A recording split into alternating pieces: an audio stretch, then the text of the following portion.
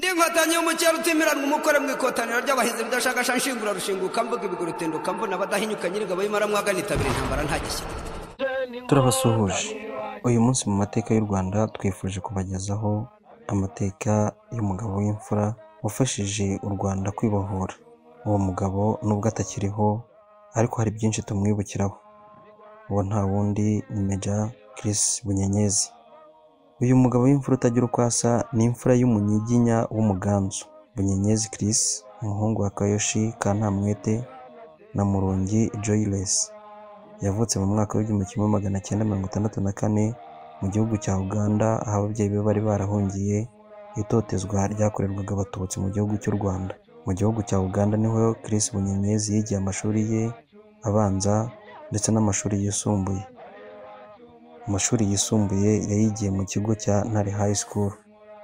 Mu mwaka w'1981 Chris Bunyenyezi wari urangije umwaka wa mbere wa kaminuza yinjiye mu gisirikare cy'ingabo za National Resistance Army zarwanyije zikanakuraho ubutegetsi bw'igitugu bwa Perezida Milton Obote.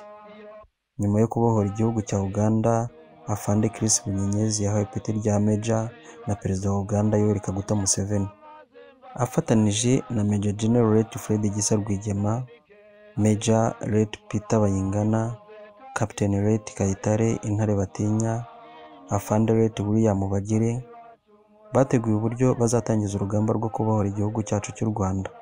Major Chris Bunyenyezi yahagurutse ku itariki ya 30 Nzeri mu mwaka w'1900 afite umugambi wo guhurira i Kagitumba na bagenzi be bari mu ngabo z'inkotanyi. Ku itariki ya 1 Ukwakira uwo mwaka, Major Chris Bunyenyezi yahagurutse ku itariki ya 30 Nzeri mu mwaka w'1900 afite umugambi wo guhurira i Kagitumba na bagenzi be bari mu ngabo z'inkotanyi ku itariki ya 1 Ukwakira uwo mwaka. Akihagera ku ikubitiro, Major Chris Bunyenyezi niwe yahise afungura umupaka. Bunyenyezi yahise ashyiraho agace benshi bamwibukiraho kazwi ku izina rya Foothold. Ako gace ka Foothold kari ako gutangirizaho no gukomerezaho urugamba.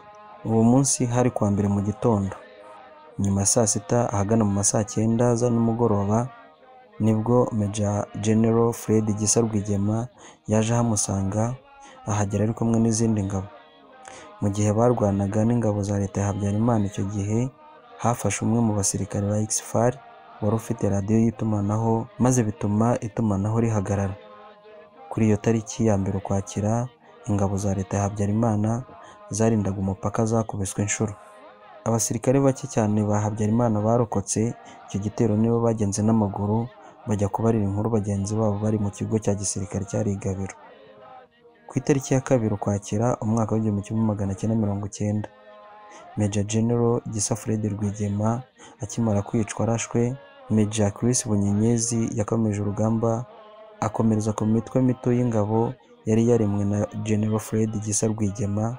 Iyo mitwe y'ingabo yari 1st Battalion, 4th Battalion, 6th Battalion na 9 Battalion. Izo bataliyoni iya mbere n'iya 4 zagombaga gufata umuhanda Kagitumba Kigali, naho imitwe y'ingabo ya 6 n'iya 9 yagombaga gufata Kagitumba Nyagatare. Ku itariki ya 6 n'iya 7 niho ingabo z'inkotanyi zo muri batayo ya 4 zafashe Igabiro, ahari ikigo cya gisirikare.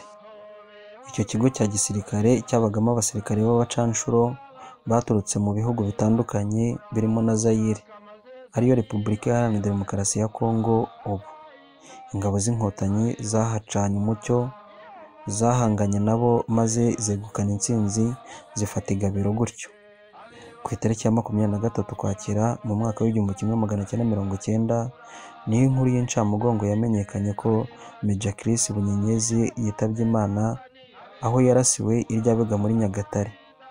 Major Chris Bunyenyezi yasize abana 5, abahungu 4 n'umukobwa 1.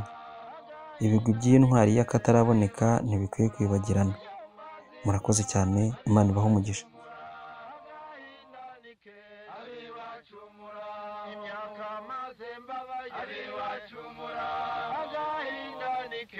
Ari wacumura